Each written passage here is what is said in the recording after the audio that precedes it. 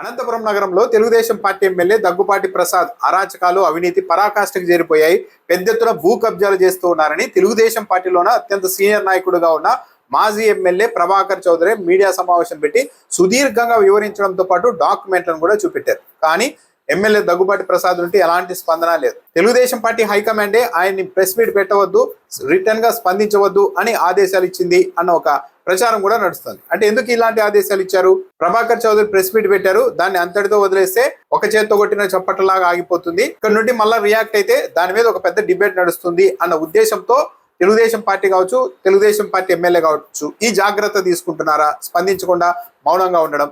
కానీ అనంతపురం లాంటి నియోజకవర్గంలో భూ కబ్జాల ఆరోపణలు వచ్చిన తర్వాత దాని ఇంపాక్ట్ ఒక అనంతపురం నియోజకవర్గానికి పరిమితం అవుతుందని తెలుగుదేశం పార్టీ ఎందుకు అనుకుంటోంది? అనంతపురం అన్నది ఒక నగరం, చుట్టుపక్కల నియోజకవర్గాల్లోని పబ్లిక్ కావచ్చు, చాలా గ్రామాల్లో వ్యక్తులు కావచ్చు. సహజంగానే ఎప్పుడైనా సరే ఏ జిల్లాలో అయినా ఒక నగరంలో 5 సెంట్లో 10 సెంట్లో డబ్బులు ఉన్నప్పుడు స్థలం కొనుక్కోవాలి అనుకుంటారు. అనంతపురంలో కూడా చుట్టుపక్కల ఉన్న 5-6 నియోజకవర్గాల ఆలోచన కూడా అలాగే ఉంటుంది. ఆల్రెడీ చాలా మంది అనంతపురంలో ఇలా ఇళ్ల స్థలాలు కొన్న వాళ్ళు కూడా ఉన్నారు. ఇప్పుడు వాళ్ళందరూ ఎలా ఫీల్ అవుతూ ఉంటారు అన్నది తెలుగుదేశం పార్టీ ఆలోచన చేయాలి కదా. అనంతపురం లాంటి సిటీలో భూ కబ్జాలు జరిగిపోతున్నాయి. తెలుగుదేశం పార్టీ ఎమ్మెల్యేనే స్వయంగా వాటిని ఆర్గనైజ్ చేస్తూ ఉన్నారు. చివరకు పోలీసులు కూడా కొల్యూడ్ అయిపోయారు అని తెలుగుదేశం పార్టీ సీనియర్ నాయకుడు మాజీ ఎమ్మెల్యేని ఇంత పబ్లిక్ గా చెప్పిన తర్వాత ఇక అనంతపురంలో ఇళ్ల స్థలాలు ఉన్న వాళ్ళు, భూములు ఉన్న వాళ్ళు తెలుగుదేశం పార్టీ పట్ల ఎట్లా సానుకూలంగా ఉంటారు? అనంతపురం నగరానికి మాత్రమే దీని ఇంపాక్ట్ పరిమితం కావడం లేదు, చుట్టూ 5-6 నియోజకవర్గాల మీద పడిపోతోంది. అనంతపురం జిల్లా మొత్తం దీని ప్రభావం ఉండబోతోంది అన్న ఒక చర్చ కూడా నడుస్తోంది. స్వయంగా ప్రభాకర్ చౌదరి ప్రెస్ మీట్ పెట్టి ఈ విషయాలన్నీ చెప్పిన తర్వాత అనంతపురంలో ఆల్రెడీ ఇళ్ల స్థలాలు కొన్న వాళ్ళ పరిస్థితి ఏంటంటే, మా స్థలం చుట్టూ ఏదైనా ఒక ఫెన్సింగ్ వేసుకుందాం, తగు జాగ్రత్తలు తీసుకుందాం, ఇంకొకరు దాని మీద కన్ను పడకుండా చూసుకుందాం అనే పరిస్థితికి వెళ్ళిపోతూ ఉన్నారు. అంటే ఎందుకు ఇంత భయం వచ్చేసింది పబ్లిక్ లో? ప్రభాకర్ చౌదరి చెప్పిన దాంట్లో నిజం ఉంది అని అక్కడ స్థలాలు ఉన్న వాళ్ళకు కూడా సమాచారం ఉండి ఉండాలి. అందుకే తమ స్థలాల జోలికి రాకుండా ముందు జాగ్రత్తలు తీసుకునే పరిస్థితి వచ్చింది. ఇంత భయంకరమైన పరిస్థితి ఉన్నప్పుడు అధిష్టానం కావచ్చు, ఆ తెలుగుదేశం పార్టీ అధిష్టానం కావచ్చు, రాష్ట్ర ప్రభుత్వం కావచ్చు సైలెంట్ గా ఎలా ఉంది?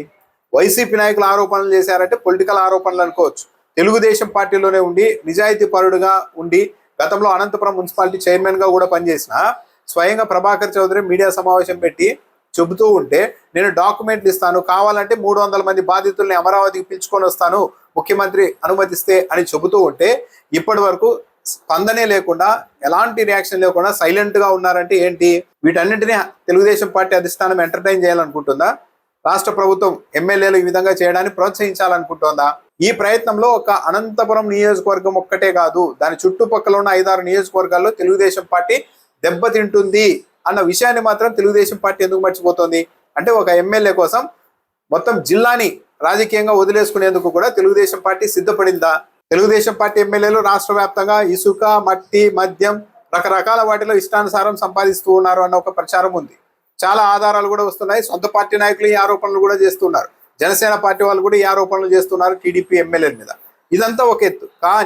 కానీ ప్రజలకు సంబంధించిన ప్రైవేట్ ఆస్తుల మీద కూడా పడితే అధికారులు, ప్రజాప్రతినిధులు, పోలీసులంతా ఒకటైపోయి కబ్జాలు చేసేసి అదేంటి అని నిలదీస్తే తిరిగి ఎదురు కేసులు పెడతాం అని బెదిరించే పరిస్థితులు వచ్చిన తర్వాత రాజకీయంగా తెలుగుదేశం పార్టీ ఎలా మనుగడ సాధించాలనుకుంటోంది అనేది ఒక పెద్ద ప్రశ్న.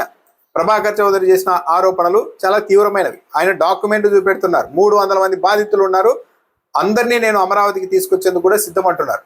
ఇలాంటి పరిస్థితుల్లో కూడా తెలుగుదేశం పార్టీ హైకమాండ్ కావచ్చు, ప్రభుత్వ పెద్దలు కావచ్చు చర్యలు తీసుకోకుండా, దీని మీద స్పందించకుండా, నిజాలు తేల్చకుండా మౌనంగా ఉంటే అల్టిమేట్ గా ఎన్నికల రోజు మాత్రం అతి పెద్ద భారీ మూల్యాన్ని అయితే తెలుగుదేశం పార్టీ చెల్లించుకోవాల్సి ఉంటుంది. ఒక రకంగా పబ్లిక్ అంతా ఒక ప్యానిక్ మోడ్లోనికి వెళ్ళే వాతావరణం ఏర్పడిన తర్వాత కూడా చర్యలు లేకపోతే ఇక పాలన ఎక్కడుందనుకోవాలి?